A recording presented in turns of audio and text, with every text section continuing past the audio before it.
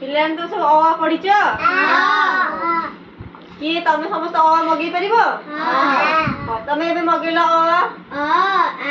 ହସେଇ ଦିଗଇ ହସଉ ଦିଗଉ ରୁ A I ଔ କା ଖା ଗା ଘା ଉଆ ଚା ଛା ଯା ଝା ନ୍ୟା ଟା ଠା ଡା ଢା ଣା ତା ଥା ଦା ଧା ନା ପା ଫା বা মা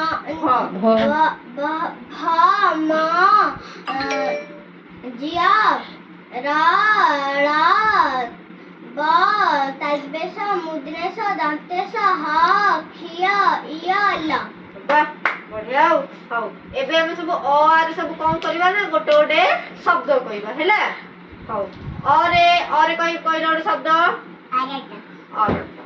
ହଉ ତାପରେ ଅ ପରେ ଆ ରେ ଗୋଟେ ଆତ। ତାପରେ ହର୍ଷେଇରେ କଣ ଇଟା। ହଉ ତାପରେ ଦୀର୍ଘଇରେ ଇସ। ହର୍ଷଉରେ ଉଇ। ଉଇ କୋଉଠି ରୁହେ? ଉଇ ରୁହେ ଫୁଙ୍କାରେ। ତାପରେ ଦୀର୍ଘଉରେ ଉଣା। ଉଣା କଣ? ଉଣା ମାନେ କପ୍ ହେଲା। ତାପରେ ହଉଛି କଣ? ରୁ। ରୁରେ ଋଣ। ଋଣ କଣ ଜାଣିଛ? ଆମେ ଯାହାଠୁ ଯେତେବେଳେ ପଇସା ନଉ ତାକୁ ଆମେ କଣ କହୁ? ଋଣ। ଏରେ ଏକ। ଏକ ଦେଖିଲେ ସମସ୍ତେ ଏକ ମାନେ କଣ? ଏକ ମାନେ ଗୋଟେ ହେଲା। ଐରେ ଐରାବତ।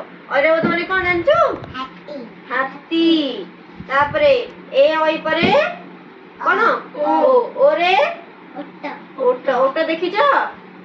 ଓଟ କୋଉଠି ରୁହେ? ଓଟ ମରୁଭୂମିରେ ରୁହେ ନହେଲେ ବାଲିରେ। ସମୁଦ୍ର କୂଳ ପାଖରେ ତ ଓଟ ଚାଲୁଥିବ ଦେଖିଥିବ ହେଲା। ହଁ ଉପରେ ଔରେ ଔଷଧ। ଔଷଧ ଆମେ କେତେବେଳେ ଖାଉ? ଆମର ଯେତେବେଳେ ଦେହ କଣ ହୁଏ ଆମେ ଔଷଧ ଖାଉ। ତାପରେ କରେ କମଳା। କମଳା ଖାଇଛଟି? କମଳା କୋଉ ରଙ୍ଗ? ନାରଙ୍ଗୀ ସେଇଟା ହେଲା। ତାପରେ ଖରେ ଖଟ। ଗରେ ଗଛ। କେତେଟା ଗଛର ନାଁ କହିଲ? ସମସ୍ତେ ଗୋଟେ ଗୋଟେ ଗଛର ନାଁ କହିବ। ଗୋଟେ ଗଛ ନାଁ କଣ? ଆମ୍ବ ଗଛ। ଗୋଟେ ଗଛ କମଳା ଗଛ। ଗୋଟେ ଗଛ କୋଳି ଗଛ। ହଉ ଗୋଟେ ଗଛ ବର ଗଛ। ଆଉ ଗୋଟେ ଗଛ